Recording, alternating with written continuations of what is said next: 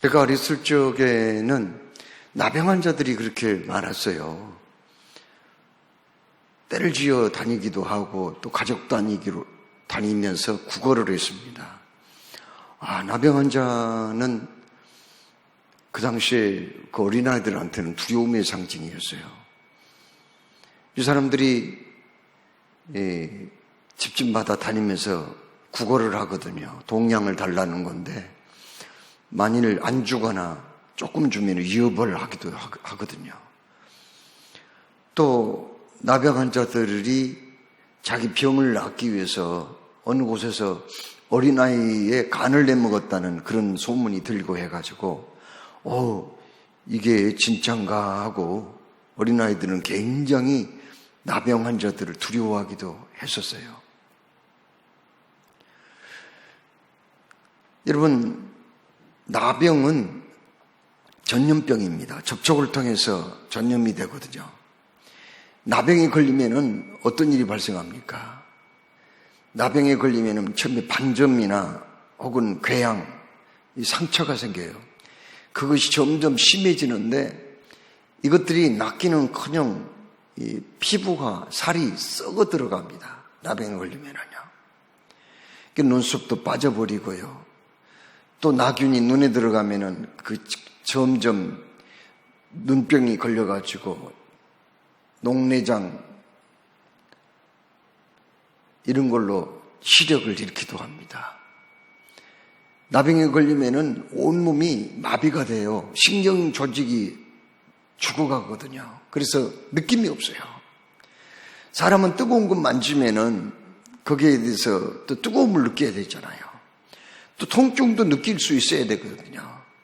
그런데 그걸 전혀 못 느끼는 거예요. 나중에는 막 저렇게 손가락 그리고 발가락에 저렇게 물집이 생겨서 저기 썩어 들어감으로써 이제 떨어져 나가버리는 거예요. 저렇게 손가락이 떨어져 나가버리는 거예요.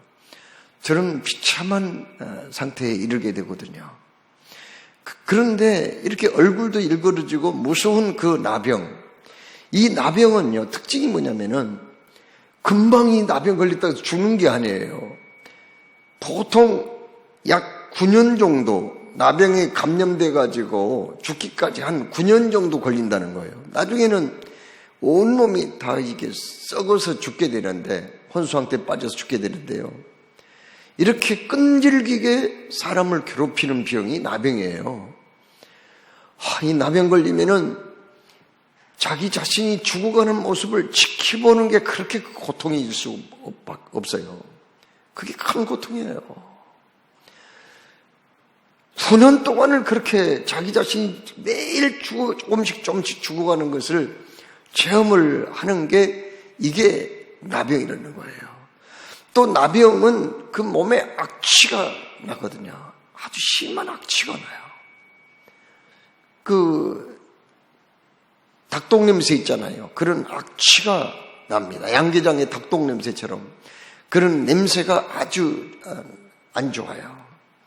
그래서 이스라엘 사람들은요, 이 나병을 천형이라, 하나님이 내리는 벌이라고 그랬어요. 이건 사람이 못 고친다는 거예요. 오직 하나님만이 고칠 수 있는 병이라 그렇게 생각을 했어요. 나병 걸리면은요, 일단 그 사람은 저주를 받은 사람이라고 생각하고, 이 사람하고 모든 사람들이 이제 가까이 접촉을 할 수가 없는 거예요. 격리를 시켜버려요. 이 사람들은 동네에서 멀리 떨어진 곳에 움막이나 혹은 동굴 속에 들어가서 생활을 하는 거예요. 나병 걸려가지고 그거 혼자 격리돼가지고 생활하니 이게 얼마나 고통스럽겠어요. 얼마나 외롭겠어요. 사랑하는 가족들과 생리비를 하는 거예요. 그래서 일주일에 한두 차례 그 가족들이 굴 입구에다가 음식물을 가지고 와서 거기에다가 휙 던져줘요. 그러면 너무 배가 고프면은 이제 그 어두운 동굴 속에 있다가 웅크리고 밖에 나옵니다. 동굴 입구에 나와요. 그래서 그 음식물을 만일 갖다 주었으면은 그거 갖다가 먹고 없으면은 굶어야 되고, 나중에는 이 참 못된 병 걸려서 차라리 죽고 싶은데 죽지도 않고 말이지요. 그래서 모진 목숨 연명하기 위해서 구걸을 해요. 그러면 혼자 다니면은 이 나병은 부정한 사람이라서 접촉을 못하고, 만일 이 나병 환자가 건강한 사람이 접촉을 하면은 돌을 던질 수가 있거든요. 그래서 가까이 접촉도 못합니다. 건강한 사람하고 나병 걸린 사람은 최하 2규빗 이상은 4규빗 이상은 격리를 해야 되고요. 바람이 불어오는 쪽에 나병 환자가 있으면은 100규빗 이상 격리를 해야 돼요. 떨어져 있어야 돼요. 50m 이상은 떨어져야 돼요. 그래서 이 나병 환자하고 접촉하는 그 사람은요, 부정하게 돼요. 율법에 부정하게 돼요. 레위기 22장에 부정하게 되기 때문에 이 사람들은 어떻게 해야 되느냐.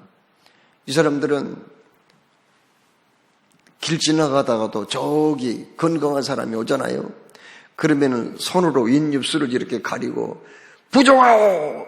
나는 부정하오! 나는 부정하오!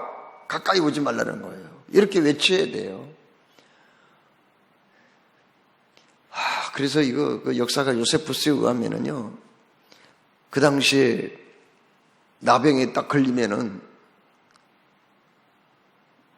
어린아이들은 혹은 청년들은 그대로 놔두지만 나이가 많이 든 사람이 나병에 걸리잖아요. 그러면은 그 사람으로 하여금 십자가를 짊어지게 하고요, 그 성전으로 올라가게 했다는 거예요. 그리고는 그 산 사람을 놔두고 장례식을 했대요. 너는 죽은 목숨이나 똑같다, 그런 뜻이에요. 참, 그러니 자기가 나병을 걸리고 싶었겠어요. 무슨 꿈엔들 내가 이 병으로 죽을 거라고 생각을 했겠어요. 그 나병에 걸리니까는 어찌할 수 없는 거예요. 사람 그렇게 부정한 그 병에 걸려서, 성전에 올라가서 예배를 드릴 수가 있어요. 하나님께 제사를 할 수가 있어요. 가정에서 식구들하고 같이 얼굴을 대할 수가 있어요. 동네 사람들하고 같이 대화하며 지낼 수가 있어요. 외롭고 쓸쓸하게 격려가 돼가지고 동굴 속이나 움막에서 살다가 거기서 그냥 죽는 거예요. 이게 바로 나병이에요, 나병. 얼마나 지긋지긋한 병입니까? 참, 오늘 여기 성경에 하나님께서 나병에 대해서 이렇게 말씀을 하시면서 어느 날 예수님께서 산상수훈을 마치시고 이제 밑에 내려왔는데 사람들이 막 애워쌌죠. 그런데 그 중에 나병 환자 한 사람이 예수님께 용기 있게 뛰쳐왔어요. 원래 와서는 안 되거든요. 건강하신 예수님 앞에 접근한다는 그 자체가, 아니 예수님을 따르는 건강한 사람들 그 속에 끼어 있었다는 그 자체가 문제가 있는 거지만은, 그러나 예수님이 무병자를 고치시고 기적을 행하셨다는 말씀을 듣고 정말 낫고 싶었어요. 얼마나 간절히 했으면은 그 당시에 통념을 어기고 율법을 어기고 또 그 당시에 모든 그 규례를 어기고 그렇게 뛰쳐나왔겠어요. 주님, 원하시면 저를 깨끗게 하실 수 있나이다. 깨끗게 하실 수 있나이다 하면서 얼마나 눈물로 사정을 하는지요, 고쳐달라고. 그때 예수님께서 그 나병 환자의 몸에 손을 대시고 내가 원하노니 깨끗함을 받아라, 이렇게 명령을 하셨어요. 자, 그 환자는 정말 행운을 잡은 거죠. 놀라운 축복을 받은 거죠. 왜요? 예수님을 만났다는 그 자체가 축복이 아닙니까? 그리고 예수님께 나가면 내 이 나병을 고칠 수 있다고 믿었던 그 확신을 갖게 된 그 자체가 축복을 받은 게 아니에요. 자, 그런데 보세요. 그렇지 않아도 예수님은 얼마나 많은 사람들에게 비난을 받았어요.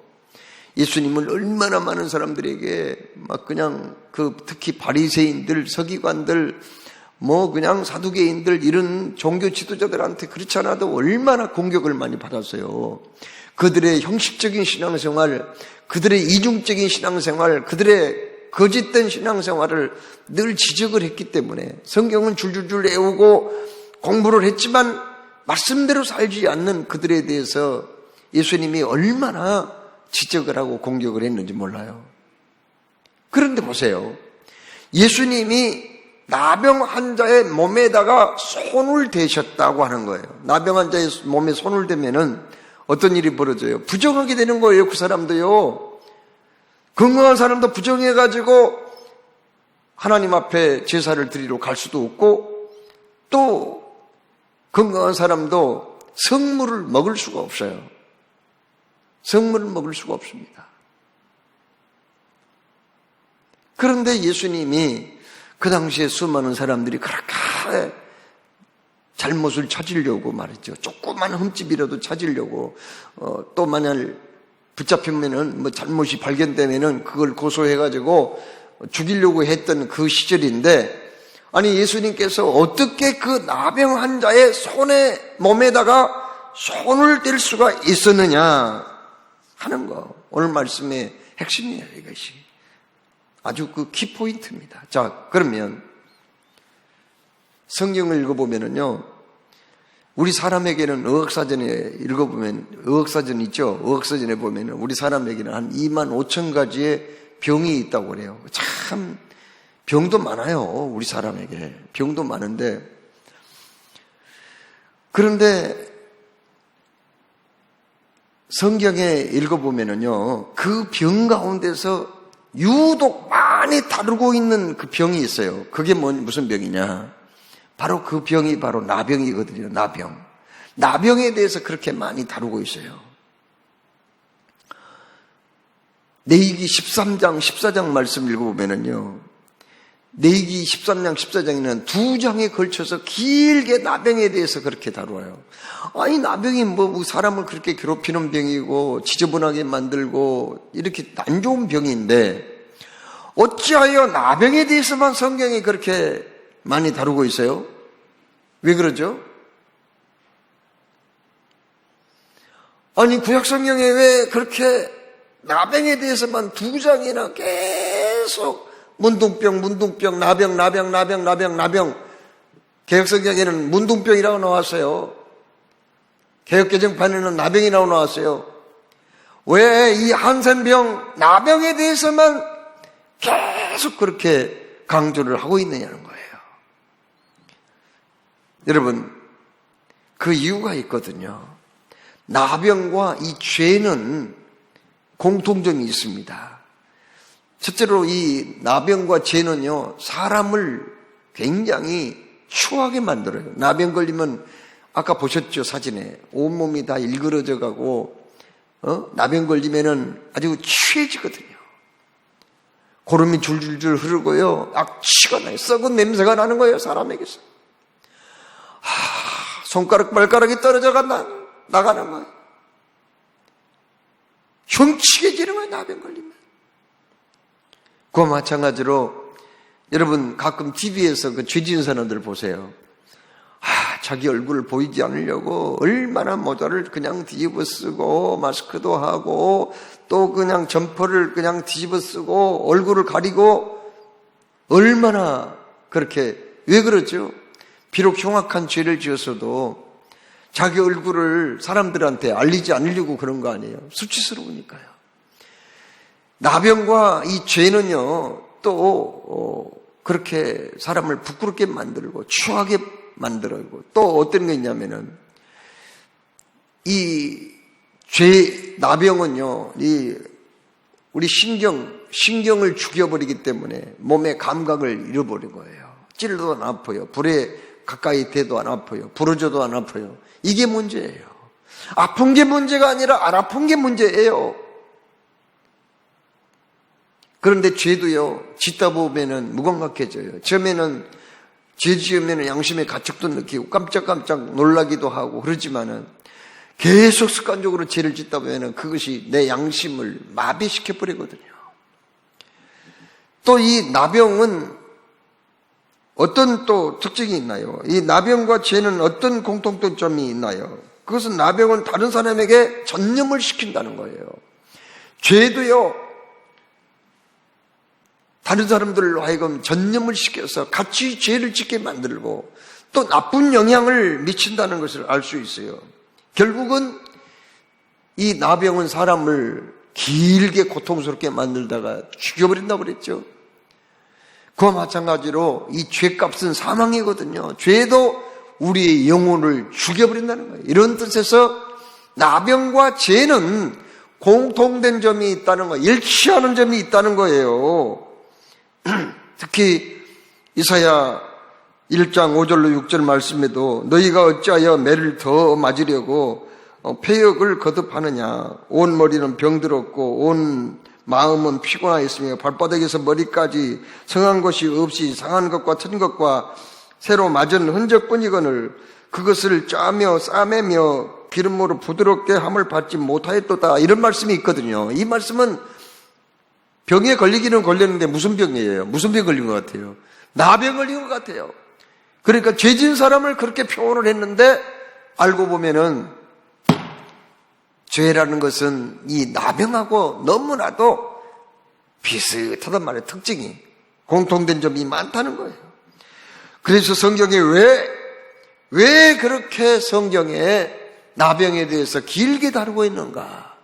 그것은 다름이 아니라 그 나병이 곧 죄를 상징하기 때문입니다. 자, 그러면 예수님께서 왜 나병 환자를 그냥 말로도 고칠 수 있잖아요. 그 지저분한 사람, 더러운 사람, 만지면 부정 타서 성전에도 갈 수 없고 성물을 먹을 수도 없는 그 나병 환자를 예수님의 능력으로는 말씀만으로도 고칠 수 있거든요. 여러분 보세요. 그 바디메오한테도 그냥 말씀으로 고쳐주셨거든요. 백부장의 종이한테도 그냥 말씀으로 고쳐주셨고요. 귀신 들려서 죽어가는 수르보니게 여인의 딸도 우리 예수님이 말씀으로 고쳐주셨거든요. 예수님은 그 말씀 자체의 능력이 있기 때문에 말씀만 하셔도 나병 환자를 고칠 수 있어요. 아니 구태여 괜히 그 고름 줄줄 흐르고 피고름을 흐르는 나병 환자 만졌다가 다른 사람들이 비난을 할 수가 있거든요. 너는 규례를 어겼다. 율법을 어겼단 말이야. 어떻게 네가 하나님의 아들이라는 사람이 율법을 어길 수 있어? 하면서 비난받을 수 있단 말이에요. 분명히. 율법을 어기면 안 되잖아요. 예수님 당신이 또 나는 율법을 폐하러 온 것이 아니라 완성하러 왔다고 그렇게 말씀도 하셨잖아요. 그런데 왜 여기에서 나병 환자의 몸에다가 피고름이 줄줄 흐르고 썩어가는 그 몸에다가 구태여 손을 댔느냐는 거죠. 왜 구태여 그렇게 하셨냐고 말이에요.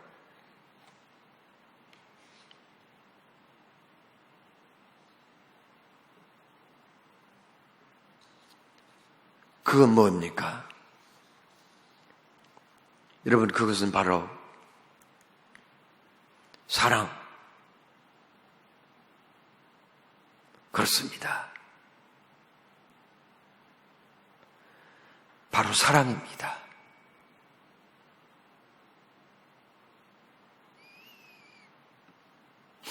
아프리카의 유추 프라카시아라는 꽃이 있어요. 그런데 저 꽃은요, 아주 특이한 꽃입니다. 왜 저 꽃은 특이한가요? 벌레 같은 게요, 저 꽃에 이렇게 기어다니잖아요. 그러면은 금방 저게 시들어버려요. 죽어버려요, 그냥. 그래서, 저 꽃은 아주 예민한 꽃이구나. 아주 신경질적인 꽃이구나. 그렇게 말알았대요. 그런데요, 사람의 손으로 저 꽃을 쓰다듬고 또 만져주잖아요. 그러면 죽어가는 꽃이 또 살아난대요, 저렇게. 아주 그 특이한 꽃이에요, 저게요. 여러분, 사람의 병 중에는요, 마라스머스라는 병이 있대요. 마라스머스라는 병은 고아들이 주로 걸린답니다. 2차 대전 때 고아원이 많이 생겼거든요. 전쟁터에서 부모가 많이 죽고 과언이 많이 생겼는데 이 아이들이 이 병에 걸리면은요, 잠도 못 자요. 입에 먹을 것이 이렇게 음식물을 못 먹는 거예요. 그리고 방구석에서 이렇게 웅크르고 있다가 죽는 그런 병이에요. 그래서 저 병을 어떻게 고쳐야 되나? 약이 없어요. 아무리 좋은 약을 개발하려고 했지만 약이 없어요. 그때에 해리 할로우 박사라는 사람이 이제 연구를 했어요. 해리 할로우 박사가 도대체 이 병을 어떻게 고쳐야 되냔 말이야. 과들이 자꾸 죽어가. 연구를 하다가 이 고아들이 아무래도 음식으로만 사람이 사는 게 아니라 사랑의 터치가 필요해서 아마 문제가 생긴 게 아닌가 하고는 그 다음부터 그 직원들이요, 그 병에 걸린 사람들을 늘 안아주고 쓰다듬어주고 그리고 볼에다가 뽀뽀도 해주고 이렇게 지극한 관심을 보여줬대요. 그랬더니 모라스마스 그 병이 말이죠. 마라스머스 이 병이 놀랍도록 좋아진 거예요. 치료가 돼버린 거예요. 그래서 과원에서 마라스머스 이 병에 걸렸던 아이들이 치료받는 걸 보고 바로 그거구나. 이 아이들이 사랑을 받지 못해서 그렇게 죽어가는구나. 이걸 깨닫게 되고 그 다음부터는 그 병에 걸린 아이들을 그런 방법으로 치료를 했더라 하는 말씀입니다. 자, 보세요. 예수님이 나병 환자 그 썩어가는 그 몸에 손대면은 율법을 어기는 거예요. 그리고 많은 사람들의 비난을 받게 되는 거예요. 그럼에도 불구하고 왜 손을 댔을까? 바로 그 나병 환자에게는 사랑이 필요했던 거죠. 그동안 가족들에게 버림받았어요. 동네 사람들에게 버림받았어요. 친척들에게 버림받았어요. 친구들도 외면했어요. 그가 그 병에 걸린 지 얼마나 오래되는지 몰라도 얼마나 외롭고 쓸쓸했는지 몰라요. 단지 그는 육체만 병든 게 아니에요. 영혼도 병들었어요.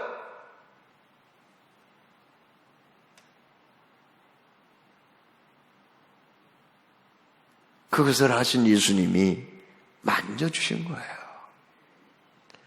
여러분, 사무엘상 7장에 어떤 말씀이 있습니까? 이스라엘 백성들이 미스바에 모여서 기도회를 했는데 그들을 괴롭히는 블레셋 나라가 침략을 했어요.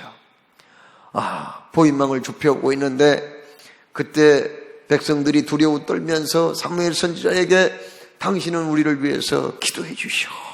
기도해 주시오. 그렇게 하소연을 하자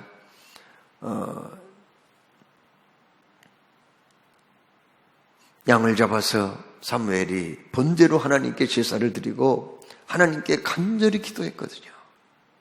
그때 하늘에서 어떤 일이 있었습니까? 청천벽력이라는 말이 있잖아요. 날씨가 무척 맑고 화창한데 하늘에서 우레가 떨어진 거예요. 불이 떨어진 거예요. 그래서 그 이스라엘을 죽이려고 했던 그 블레셋 나라가 홈디백산하에 도망갈 때 사무엘과 이스라엘 백성들이 그들을 뒤쫓아서 저기 백갈 아래까지 가서 크게 물리치고 승리를 거두었거든요. 그런데 성경은 뭐라고 말씀해요? 그날 이스라엘 백성들이 왜 이겼다는 거예요? 뭐 때문에 이겼다는 거예요? 그것은 다름이 아니라 하나님의 손이 나타나서 그들을 물리치게 되었다는 거죠. 그 다음에도 여기 사무엘상 7장 13절 14절에 뭐라고 말씀합니까? 그 다음에도 여호와의 손이 사무엘에 사는 날 동안에 블레셋 사람을 막으심에 블레셋 사람들이 이스라엘에서 빼앗겼던 성읍이 에그론부터 가드까지 이스라엘에게 회복이 되었다. 이렇게 말씀합니다. 여러분, 하나님에게는 손이 있다는 거예요. 어떤 손입니까? 강한 손입니다. 강한 손이 우리를 붙들고 있다는 거예요. 내 눈에 안 보여도 내 피부로 느껴지지 않아도 하나님에게는 큰 손이 있어서 그 손이 나를 지금까지 붙들고 있었던 거예요. 간자를 막아주셨다는 거예요. 그 손이 병든 내 몸을 어루만져 주셨다는 거예요. 그 하나님의 사랑의 손길이 적들을 막아주셨고 위험한 지경에 빠진 나를 안전하게 보호해 주신 줄로 믿으시기 바랍니다. 요즘 청소년들 중에 컴퓨터 게임에 도박에 중독된 아이들이 30%가 넘는데요. 엄청난 많은 아이들이 그런 그 쓸데없는 것에 빠져가지고 중독돼가지고 고통을 당하고 있다는 거예요. 통계에 의하면은. 그러면 왜 그 아이들이 그런 그 중독에 빠지겠냐는 말이에요. 게임에 중독 빠지고 도박에 어린애들이 도박에 중독에 빠지고 왜 그러냔 말이에요. 그것은 바로 부모라는 거예요. 부모들이 너무 바쁘잖아요. 맞벌이 하잖아요. 그래서 아이들하고 접촉할 기회가 별로 없다는 거예요. 거기가 문제라는 거예요. 거기에. 그러다 보니까 아이들이 삐뚤어진다는 거예요. 그러면 부모가 그 아이들을 정말 무관심할까요? 아니죠. 요즘 너무나도 각박한 세상이어서 아이들을 뒷받침하기 위해서 얼마나 부모가 애를 씁니까? 애들 요즘 초등학교 다니는 애들도요, 보통 과외를 3개, 5개까지 하는 애들이 있대요. 얼마나 뒷받침하기가 어려운지 몰라요. 그래서 부모는 사실 그냥 한가하게 시간 보낼 수가 없는 거예요. 그러다 보니 아이들하고 접촉이 많이 없었던 게 문제인데, 아이들은 어떻게 생각하느냐? 부모님이, 우리 아빠가, 우리 엄마가 나 사랑한가? 아니다 이거예요. 그래서 다른 곳에 신경을 쓰다 보니 결국은 어떻게 돼요? 그런 게임 중독에 빠지고 심지어 도박 중독에까지 빠지게 되었다 하는 얘기 아닙니까? 오늘날 신앙생활 하는 사람들이 뭐가 문제일까요? 바로 그것은 주님의 사랑을 의심하는 게, 이게 바로 문제라는 겁니다. 여러분, 우리는 죄인이에요. 죄 때문에 심판받고 지옥에 갈 수밖에 없었습니다. 그러나 우리가 아직 죄인 되었을 때에 하나님께서 독생자의 외아들을 이 땅에 보내셔서 우리를 대신하여 심판을 받게 해주시고 우리를 구원해 주셨거든요. 그렇습니다. 우리가 죄인 되었을 때, 우리가 하나님을 믿기도 전에, 알기도 전부터 우리 하나님은 나를 사랑하사 독생자의 외아들을 보내심으로 십자가에 못 박혀 죽게 함으로 당신의 사랑을 확증하셨다고 그렇게 말씀하셨어요. 확증하셨다. 여러분, 바로 우리는 그 사랑을 받았습니다. 그 사랑을 체험했습니다. 그 사랑 때문에 오늘을 살았습니다.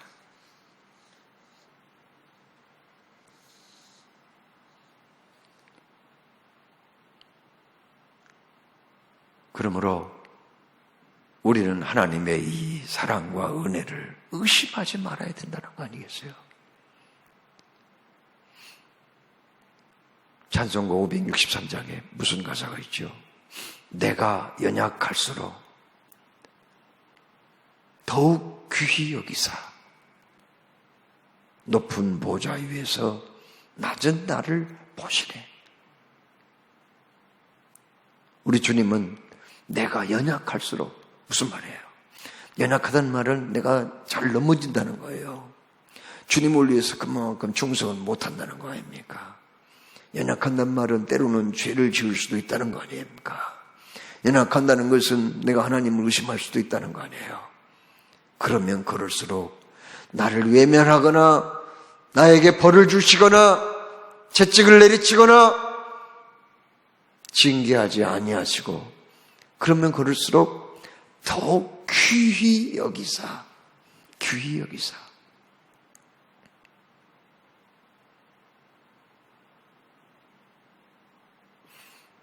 낮은 나를 지켜보고 계신다는 거예요.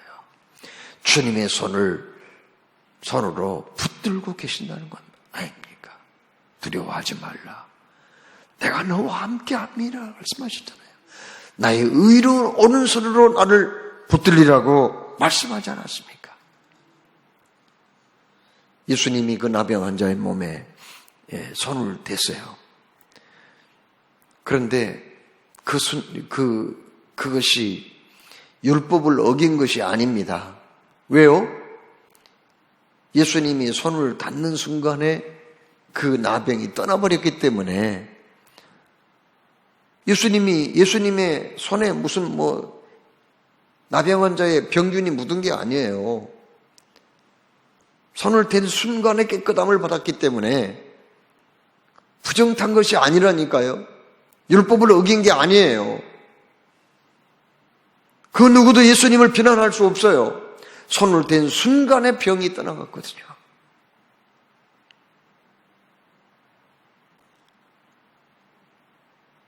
자, 여러분, 나병 환자가 통상적인 개념, 어떤 사회적인 통념, 그리고 율법을 초월해서 주님께 낫고 싶어서 주님이 자기 몸에 손대주시기를 바라는 마음으로 나아갔을 때에 주께서 만져주심으로 깨끗함을 입은 것처럼 오늘 우리 주님이 나를 만져주시면 한다면 우리의 모든 문제는 해결되고 기적이 일어나게 될 줄로 믿습니다. 오늘도 우리 주님은 내게 다가오셔서 나에게 사랑의 터치를 해주시기를 원하시거든요. 그 사랑을 우리가 사모하고 그 사랑에 반하고 그 사랑에 취하고 그 사랑을 경험해서 우리의 삶 가운데 정말 놀라운 기적이 일어나는 신앙 체험이 있으시기를 주님의 이름으로 축원합니다. 사랑해 주님, 오늘도 주님이요 말씀을 주셨습니다. 주신 말씀 새기면서 믿음으로 승리하는 우리의 삶이 되게 하여 주옵소서. 주 예수님의 이름으로 기도드리옵나이다. 아멘.